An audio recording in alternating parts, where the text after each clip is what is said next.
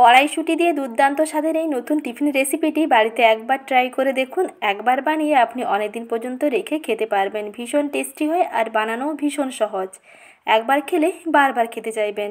তাহলে দেখে নিন আজকের সহজ রেসিপি। নমস্কার বন্ধুরা, আমি সাথী। আমার কিচেনের নতুন রেসিপিতে আপনাদের সকলকে স্বাগত জানাই। নাস্তাগুলো তৈরি করতে প্রথমে ময়দা মেখে নিতে হবে। এটা আমি ময়দা দিয়ে বানাচ্ছি, আপনারা চাইলে আটা দিয়েও বানাতে পারেন। প্রথমে মেজারিং কাপের 1 কাপ ময়দা নিলাম, তারপরে 1/4 টিস্পুন লবণ নিলাম। ময়দা এবং লবণ একসঙ্গে ভালো করে মিশিয়ে নিয়ে তারপরে এর মধ্যে দিয়ে দিচ্ছি 1 টেবিল চামচ সয়াবিন অয়েল। সাদা তেল 1 টেবিল চামচ দিয়ে প্রথমে ভালো করে ময়দার সঙ্গে ময়াম দিয়ে নিতে হবে। ময়দার সঙ্গে এই তেলটাকে ভালো করে এরকম ডলে ডলে মেখে নিতে হবে। ময়দার গায়ে যাতে তেলটা বেশ ভালোভাবে মাখানো হয়ে যায় সেটা একটু খেয়াল রাখবেন। তেলটাকে বেশ ভালো করে ময়দার গায়ে মেখে নিই, তারপরে অল্প অল্প জল দিয়ে মেখে একটা সফট ডো বানিয়ে নিচ্ছি। আর এখানে যে ডোটা বানাবো, সাধারণত আমরা যেমন রুটি পরোটার জন্য বাড়িতে ডো তৈরি করি তেমন করে ডোটা তৈরি করতে হবে।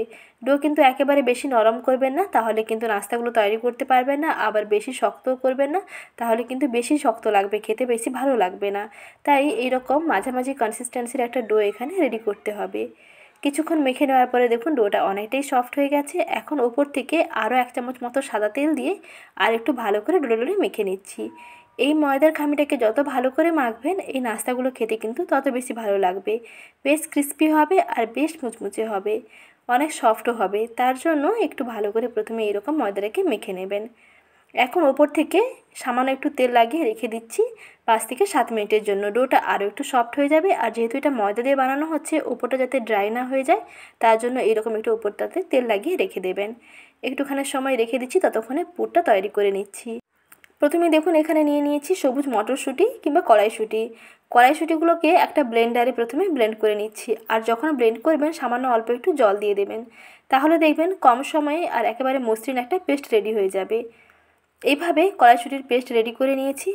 এই মিশ্রণটাকে কড়াইতে নিয়ে একটু রান্না করে নিচ্ছি। একটু শুকনো শুকনো করে পুর তৈরি করতে হবে, তাহলে আপনি অনেকদিন পর্যন্ত স্টোর করে খেতে পারবেন।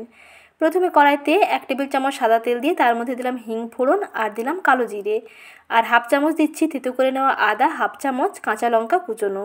সমস্ত কিছু মশলা একটু ভাজা ভাজা করে নিই, তারপরে এর মধ্যে দিয়ে দিচ্ছি কড়াইশুঁটির পেস্ট। প্রথমে উপকরণগুলোকে একটু কষিয়ে নেবেন, তারপরে কড়াইশুঁটির পেস্ট দিয়ে আরও একটু সময় কষিয়ে নেবেন। মোটামুটি 1 মিনিট মতন সময় লাগবে কষাতে, বেশি সময়ও লাগবে না। লো আঁচে 1 মিনিট মতন কষিয়ে নিলেই দেখবেন মটরশুঁটি যে একটা কাঁচা গন্ধ থাকে তা চলে যাবে। তারপরে এর মধ্যে স্বাদ মতো লবণ, অল্প একটু হলুদের গুঁড়ো, শুকনো লাল লঙ্কার গুঁড়ো এবং স্বাদ মতো অল্প একটু চিনি, সমস্ত উপকরণগুলোকে দিয়ে আবার কিছুক্ষণ কষিয়ে নিতে হবে। গ্যাসের আঁচটা একেবারে মাঝারি থেকে লোয়ের মধ্যে রেখে কিছুক্ষণ সময় নিয়ে এই মটরশুঁটির পুরটাকে তৈরি করে নেবেন। আর এই মটরশুঁটির মধ্যে অলরেডি কিন্তু একটু ময়েশ্চার ভাব আছে। এই ময়েশ্চারটা যাতে ভালোভাবে অ্যাবজর্ব হয়ে যায় তার জন্য একটি 4 চামচের মাপ করে 1 চা চামচ দিয়ে দিচ্ছি বেসন। এই বেসনটা দিলে এই পুরটা দেখবেন বেশ শুকনো শুকনো হবে, আর আপনি স্টোর করেও রাখতে পারবেন। এইভাবে মটরশুঁটির পুর তৈরি করে নর্মাল ফ্রিজে রেখে দেবেন, দেখবেন প্রায় 1 সপ্তাহ থেকে 15 দিন মতো পুরটা কিন্তু বেশ ভালোই থাকবে। আপনি যখনই কড়াইশুঁটির কচুরি কিংবা কড়াইশুঁটি দিয়ে কিছু নাস্তা বানাতে চাইবেন এই পুরটা দিয়েই বানাতে পারবেন। এইরকম শুকনো শুকনো করে পুরটা তৈরি করে নিয়েছি। তারপরে এদিকে দেখুন ডোটা কতটা সফট হয়ে গেছে। এই ডোটাকে এখন একটি চাকের ওপরে নিয়ে এইভাবে সমান মাপের অংশে কেটে নিচ্ছি। যতগুলো ভাগ করে নেওয়া সম্ভব সমান মাপে ততগুলো ভাগ করে নিচ্ছি, ততগুলো নাস্তা তৈরি করে নেব। একটি ছুরি দিয়ে এইভাবে সমান মাপের অংশে কেটে নিচ্ছি। আর ততক্ষণে সেদিকে কিন্তু মটরশুঁটির পুরটাকে একটা প্লেটে নামিয়ে নিয়েছি, একটু ঠান্ডা করে নিচ্ছি।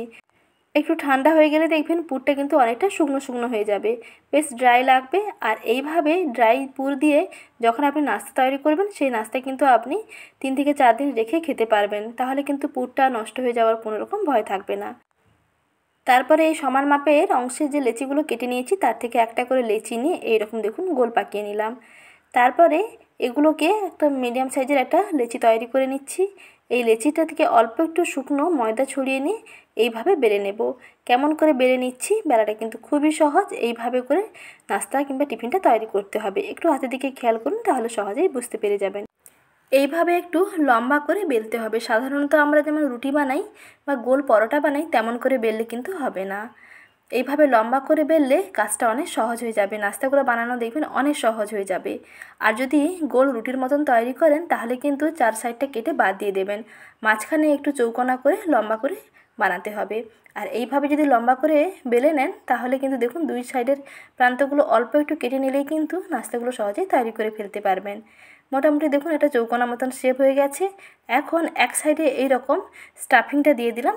কড়াইশুঁটি যে পুরটা তৈরি করে নিয়েছিলাম এই শুকনো শুকনো পুরটাকে এইভাবে মাঝখানে ঠেসে ঠেসে চেপে আটকে দিলাম। তারপরে এইভাবে দেখুন মুখটাকে সিল করে নিচ্ছি। অপর প্রান্তটাকে নিয়ে এসে এইভাবে সিল করে দেবেন।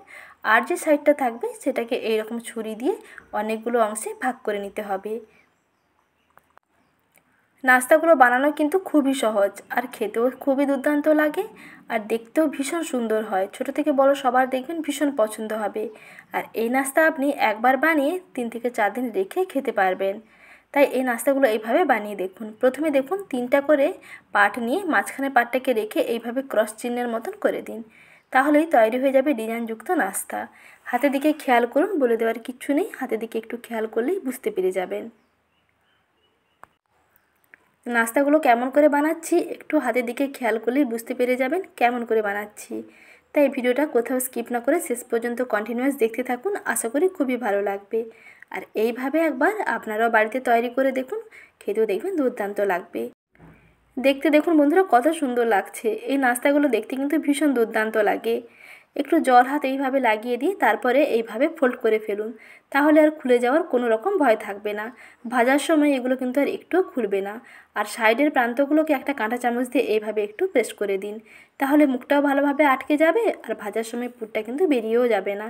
আর এইভাবে ডিজাইনযুক্ত নাস্তা কিংবা টিফিনটা তৈরি হয়ে যাবে। এইভাবে সমস্ত টিফিনগুলো তৈরি করে নিয়েছি। এখন এগুলোকে ডুবো তেলের মধ্যে ভেজে নিতে হবে। তেলটা মাঝারি আঁচে গরম করতে হবে, বেশি কিন্তু হিট করবেন না, তাহলে সঙ্গে সঙ্গে এগুলো কিন্তু লুচির মতন ফুলকো ফুলকো হয়ে যাবে আর কালারটা খুব তাড়াতাড়ি চেঞ্জ হয়ে যাবে। তাতে কিন্তু নাস্তাগুলো ভেজে নেওয়ার পরে বেশি মুচমুচেও হবে না। আর এগুলো যদি মুচমুচে বানাতে চান তাহলে কিন্তু মাঝারি থেকে কম আঁচের মধ্যে সময় নিয়ে ভাজতে হবে। উল্টে পাল্টে এইভাবে লাল লাল করে ভাজবেন, তাহলেই দেখবেন ভাজার পরেও দীর্ঘ সময় পর্যন্ত একই রকম ওপরটা বেশ ক্রিস্পি এবং মুচমুচে থাকবে আর ভেতরটা সফট থাকবে। আর গ্যাসের আঁচটা যদি বাড়িয়ে ভাজেন তাহলে কিন্তু কালারটা সঙ্গে সঙ্গে চেঞ্জ হয়ে যাবে, লালচে হয়ে যাবে, কিন্তু ভাজার পরে বেশি মুচমুচে থাকবে না, একেবারে নেতিয়ে যাবে। তাই যেমন পছন্দ হয় তেমন করে ভেজে নিতে পারেন। যদি মুচমুচে খেতে চান তাহলে গ্যাসের আঁচ একেবারে কমিয়ে একটু সময় নিয়ে ভাজবেন, তাহলে দেখবেন নাস্তাগুলো ভীষণ মুচমুচে হবে। কালারটা দেখুন এরকম গোল্ডেন ব্রাউন হয়ে গেছে। এখন এগুলোকে তেল থেকে তুলে নিচ্ছি। তেল থেকে তুলে কিচেন ডিশের উপরে রেখে দেবেন, এর এক্সট্রা তেলটা দেখবেন সোপ করে যাবে। তারপরে টমেটো কেচাপ দিয়ে সার্ভ করে দেখুন, খেতে দেখবেন দারুণ লাগবে। একটি খেলে আর একটি খেতে চাইবেন। আর কড়াইশুঁটির এই মুচমুচে নাস্তা কিংবা টিফিনগুলো কাউকে খাওয়ালে তো বারবার রিকোয়েস্ট আসতেই থাকবে। আজকের সহজ এবং লোভনীয় রেসিপিটি ভালো লেগে থাকলে বরাবরের মতন এটি লাইক করবেন, সঙ্গে চ্যানেলটিকে সাবস্ক্রাইব করে নেওয়ার অনুরোধ থাকলো। ভালো থাকবেন, ধন্যবাদ।